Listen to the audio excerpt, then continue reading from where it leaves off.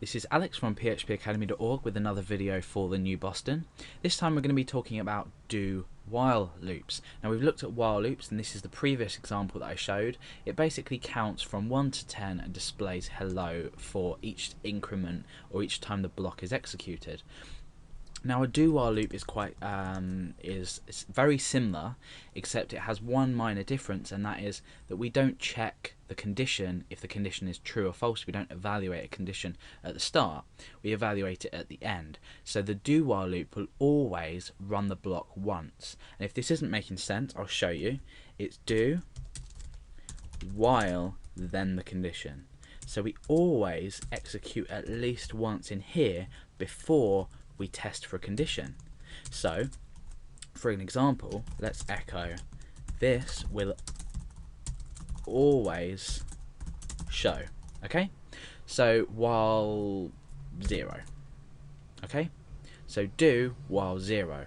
Remember in the last example when we did the while loop, I put a 0 in and nothing happened because we evaluated it to false, therefore the block here didn't run. Now do, we're going to echo this, then we're going to make an evaluation, and if this equals false the second time round, we're not going to echo this out. So we can forget about counter for now, that's irrelevant. Let's refresh, and you can see this will always show, because it will always show. However, if we wanted this to display 3 times, for example, we reset up our counter, or we can do it 10 times. So let's break, and we can change this to once. This will always show once. So despite what our while thing is, this will always show once.